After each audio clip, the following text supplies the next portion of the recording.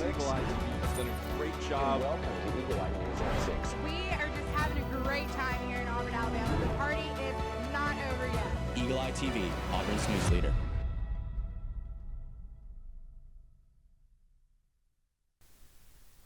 Good evening and welcome to Eagle Eye News at 6. I'm Ethan Clements. And I'm Alice Estes. Thank you for joining us. This past Sunday, the Auburn University African Students Association concluded their African Cultural Week with their grand finale. Eagle Eye's Bowman Ivester attended and tells us more.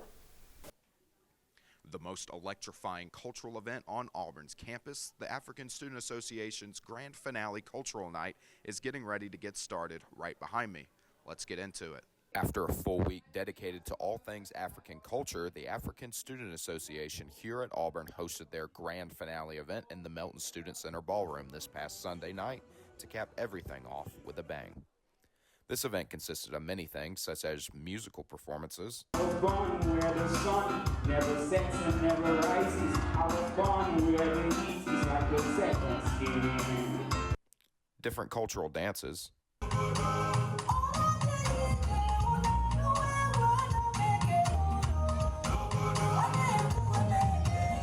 an awards show for members of the ASA,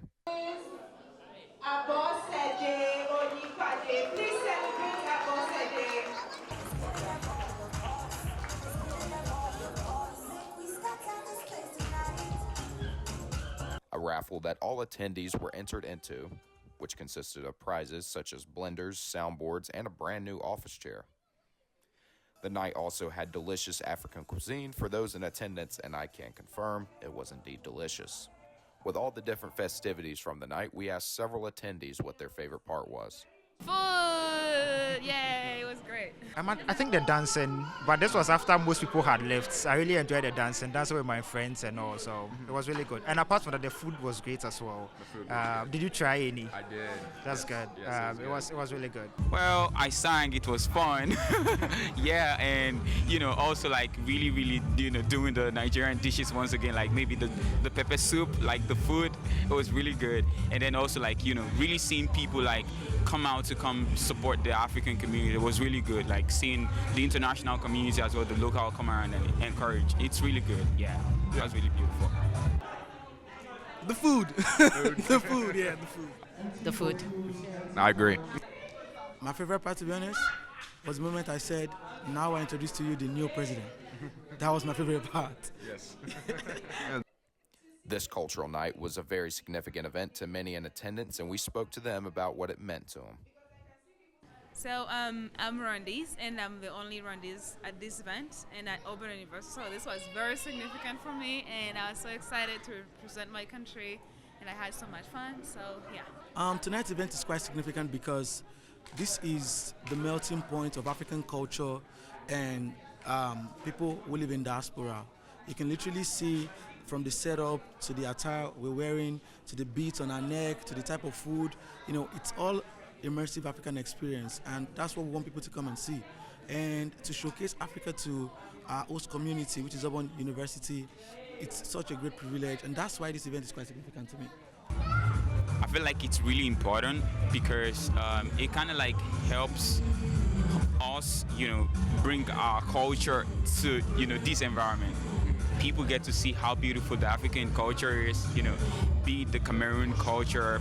For instance, we're just arguing about, is Nigerian jollof better than the Ghana jollof? It's like, it's a thing that everybody needs to know about, right? So it's just, bringing the beauty of the African culture to the world to see, Yeah. Overall, the ASA's Grand Finale Cultural Night was a grand way to finish off African Cultural Week and a significant night for all in attendance to share and celebrate their cultures and traditions here on the Plains. From Eagle Eye News, I'm Bowman Ivester. Last Saturday, hundreds of people gathered outside of Opelika City Hall to protest the current presidential administration. Hands Off is a nationwide set of protests that are in resistance to the second administration of Donald Trump's presidency. They are protesting for the removal of Trump and Elon Musk from authority, ending federal cuts from major federal offices, lifting the tariffs, the protection of minorities, and the reconstruction of diplomatic relations with Canada and Europe. Attendees of the protest varied in age and ethnic background, and the protest remained peaceful throughout its duration. This past weekend, the Auburn men's basketball team did their last dance for the Final Four in San Antonio, Texas. But the Auburn family got to dance back at home, cheering them on from Neville Arena. Eagle Eye reporter Sophia Weber attended the watch party and has the story. Auburn fans who couldn't make the trip to San Antonio this weekend for the Final Four were still in luck. Auburn Athletics announced on Tuesday that they would be opening the doors to Neville Arena for a free watch party. It's a fantastic thing. We live locally but can't travel to San Antonio. Be able to come over here with the rest of the Auburn fans, and it is a fantastic experience being here. We have season tickets, so we get to experience the jungle for every game except the ones away. In high spirits, fans lined up as early as 2 p.m. for the 5 p.m. tip-off. Many people spoke about how this opportunity allowed the Auburn community to come together, and the free admission made it possible for families that may not have been able to afford a game otherwise. Staff member of Neville Arena, Eric Kennedy, had this to say. This season in itself has just been, I don't know, in one word, I guess I'd say amazing,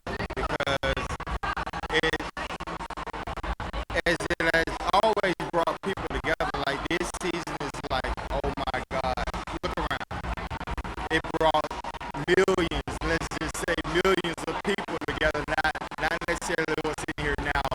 There was a roller coaster of emotions as the game was underway, but the watch party was just that, a celebration of Auburn men's basketball and their historic run. For Eagle Eye TV, I'm Sophia Weber.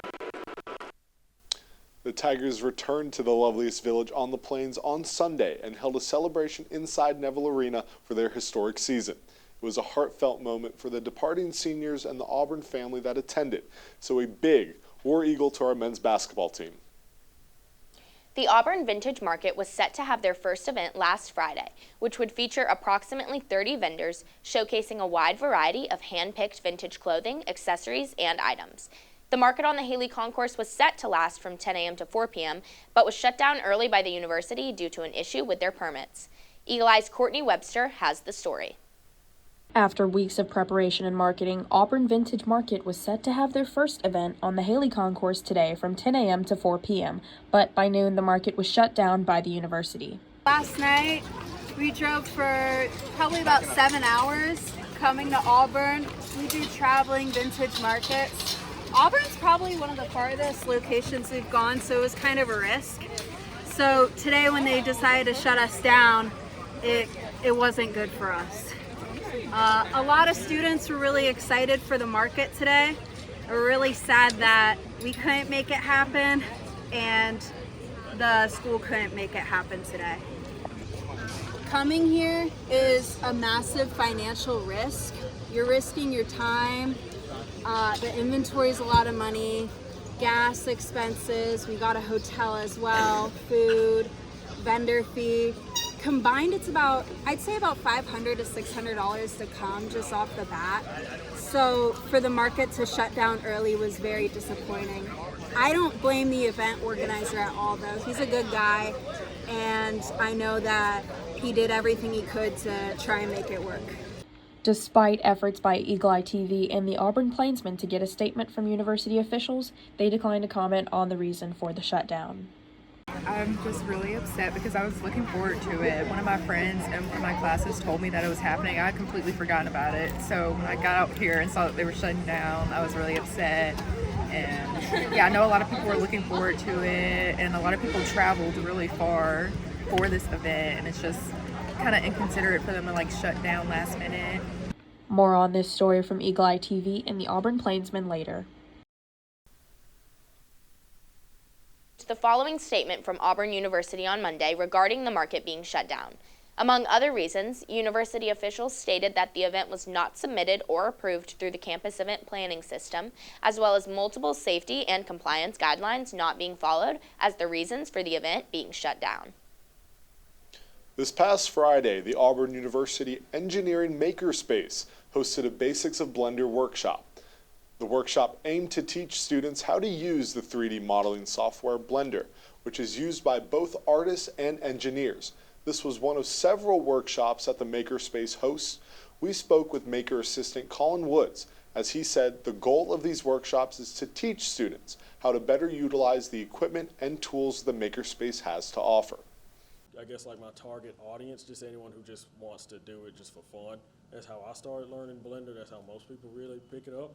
As far as like any future workshops, I may do a few more workshops, maybe going into any more like in-depth knowledge I might have gained in Blender. For anyone who really does workshops, the goal is kind of different. You might not be able to really put on a resume, but it's something fun that you can do and just essentially use it to make use of some of the machines and tools we have around the Makerspace.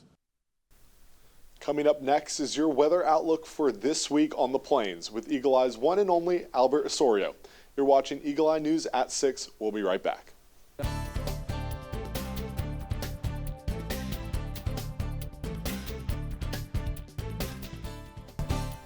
Welcome back to Eagle Eye News at 6. I'm Albert Osorio here with your weather outlook for this week on the plains. This week has seen lots of plentiful sunshine with some rain happening Monday morning. Might have been the leftover tears we cried after Auburn's devastating loss last Saturday. However, it was getting warmer and warmer as the week progressed, with the highs averaging approximately 80 degrees and the lows averaging 59 degrees. We will see some showers overnight on Friday, leading to mostly sunny skies throughout the rest of the weekend. High temperatures will average around 70 degrees, while the lows will be down to 46. So it's plentiful sunshine this weekend, leading to fun outdoor activities for you and your family and friends. But a jacket or coat might be necessary for the cold nights. That's all I have for your weather outlook for this week. When we come back, you will hear more from our anchors regarding tariffs, a nightclub collapse, and a man who was killed confronting a shoplifter. Once again, I'm Albert Osorio, and we'll be right back.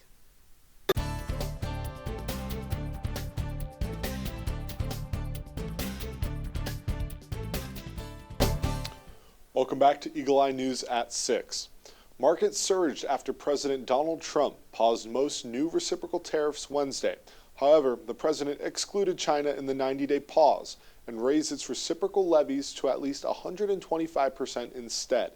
Other countries will see rates go back down to 10%. Sherelle Hubbard has the latest on the tariff roller coaster and the brewing trade war between the world's two largest economies. The markets soared Wednesday after President Trump announced he's pausing some of the tariffs that took effect at midnight. I did a 90-day pause for the people that didn't retaliate, because I told them if you retaliate, we're going to double it. Not included in the 90-day pause, China. In fact, their tariffs increase even further. China will be raised to 125 due to their insistence on escalation. This after China announced retaliatory tariffs of 84% on U.S. goods, further escalating the trade war. They have shown themselves to the world to be the bad actors, and we are willing to cooperate with our allies and with our trading partners who did not retaliate. The standoff between the world's two largest economies seemingly turning personal. We borrow money from Chinese peasants to buy the things those Chinese peasants manufacture. Vice President J.D. Vance's Chinese peasants comment last week igniting outrage in China. Beijing lashed out at Vance on Tuesday, calling his remarks ignorant and disrespectful. Meanwhile, critics slammed the president, saying damage has already been done to the economy. He keeps changing things from day to day. You cannot run a country with such chaos. I'm Sherelle Hubbard reporting. The death toll in one of the Dominican Republic's deadliest tragedies continues to grow amid ongoing search operations. At least 184 are confirmed dead, and authorities say the bodies of dozens of victims in Tuesday's nightclub roof collapse have yet to be identified. CNN contributor Stefano Pozzobon has the latest from Santo Domingo. Fernández Reyes, Joel Manuel Santana Pion. The names read out loud by forensic doctors, each of them a life cut short. More than 100 bodies have been recovered, but dozens yet to be identified in the rooftop collapse of a nightclub in Santo Domingo. A growing death toll cutting through the soul of this nation. The Jet Set was an iconic venue. Monday night, many local celebrities had come here to celebrate its 50th anniversary. Several are now being mourned, including 2 former Major League Baseball players, a Latin music star, and the governor of a local province. Dominican President Luis Abinader declared 3 days of national mourning to commemorate the victims. Outside the venue, relatives search for the names of their loved ones in lists hanging on a field hospital. I've lost 2 brothers. This is a national tragedy. We are just heartbroken, says this man. The rescue operations continue in the dark. There are still people to be found, a race against time even when hope is fading fast. A small group of faithful singing their pain and refusing to let go. Stefano Pozzebon, CNN, Santo Domingo. The family in Metro Los Angeles is devastated after a man was killed by a thief outside his brother's store. He was trying to help stop the crime when the unthinkable happened. Nicole Comstock has the story. Jamshed Yagubi just watched his younger brother die in the parking lot in front of his business in South El Monte. I had my finger in his mouth to make sure he can breathe. There's blood all over his head, and he died. He identifies his brother as 63-year-old Kurosh Yagubi, who went by Steve. He says Steve was helping him at Giant Discount this afternoon when someone stole a $10 box of surgical masks. He says they followed the thief to his getaway car outside and told him to either give the masks back or pay for them. But instead, the suspect punched Steve. When they hit him hard, he go like this and crash. The blow knocked Steve to the ground where Jamshed says he hit his head on the blacktop. And then they go over him completely. He was between front tire and back tire, rolling under the car. He says the driver backed up and ran over Steve while he was already down. I really don't know if life is worth it anymore. I can't take it anymore. 2 people died, my family, in 4 years, and not died, just killed. The Yagubi family says another one of their brothers was attacked and killed in front of his home in Anaheim in 2021. They say they immigrated here from Iran because they thought America was the safest country in the world. But I'm not sure anymore. It's not safe. Everywhere you go, somebody kills somebody. LA County Sheriff's deputies tell us they're still searching for the suspects. Jamshed tells us he's had 5 other recent burglaries at his store, including 2 where a suspect broke in through the roof to steal. He says the criminals never get caught, and he's calling on the new presidential administration to stop it. Donald Trump, do the good job for this country. Get rid of all these murderers, killers, rapists.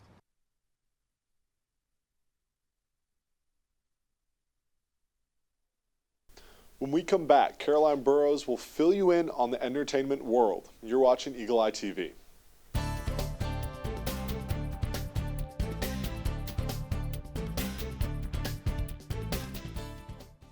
Welcome back to Eagle Eye News at 6. I'm Caroline Burrows, here to give you your entertainment update. A blind Alaskan man hopes to inspire and teach others inside and outside the blind community. Joe Allgood met an incredible individual who, despite not having legs or his sense of sight, sees endless possibilities for himself. Meet Blind Shaq. That's what I call myself, the Blind Shaq. Hailing from the Republic of Palau and landing in Alaska, 30-year-old Shaquille Arabuk, a.k.a. the Blind Shaq, is a beacon of hope. But he wasn't always that way. 6 years ago, Shaq woke up from a coma, forever changed. I remember asking the medical staff, how can they work in the dark? And that's where they confirmed I am completely blind. His sight and his legs lost to a flesh-eating bacterial infection shortly after his grandmother died, leaving him hopeless. Yeah, losing my legs, losing my vision, and then eventually losing my grandma. That's tough. Shaq moved back to the 49th state and eventually visited the Alaska Center for the Blind and Visually Impaired. Because I'm a very independent person, I don't always rely on people, but now I realize, like, yeah, you're not the same no more, Shaq. You have to ask for help. Immediately welcomed by program director Nate Kyle, who is also blind. He transferred his energy to me because I said, if the program director Nate Kyle can do it, I can do it too. And eventually reminded of a favorite pastime of his when Kyle wandered through the center playing guitar. Yeah, I heard that, and then I went downstairs, and I'm like, dang, he's playing that beautifully amazing. So it just motivated me, like, Shaq, go back home and pick up your, or go back to your keyboard. Now, he plays every day.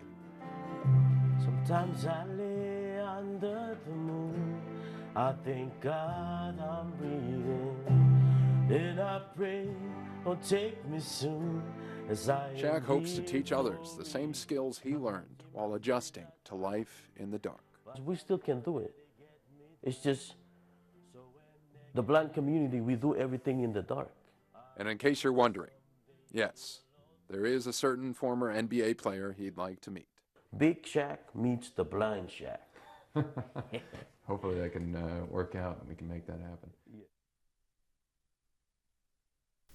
Teens hoping to see the new Minecraft movie at one theater in Washington Township, New Jersey must now be accompanied by an adult. The police comes after the theater owners say they were left with a major mess following the movie's opening weekend. As Amanda Lee explains, it's all part of a viral social media trend that is tied to a specific line in the film. Just crazy to me that they'll go ahead and they'll do damage somewhere and then post it. The viral trend, like this scene captured in Connecticut, involves kids and teenagers causing a huge disruptance in a theater when Jack Black's character says the words chicken jockey in a fight scene. Chicken Our daughter saw a video on TikTok of a bunch of boys who had recorded themselves at our theater causing mayhem and screaming and throwing lotion all over the seats. Laura Rose and her husband own the Township Theater in Washington Township, where they say this trend went way too far. A few of the seats in one of the rear rows had been ripped out of the floor. They proceeded to throw popcorn, spill their drinks, make a menace of themselves, and trash the theater. While the staff worked to fix furniture and clean this weekend, the family theater shared some new rules, saying any minors wishing to see the Minecraft movie must be accompanied by an adult, and unaccompanied groups of boys will not be admitted. Kids will be kids, right? I know that. However, a line was definitely crossed.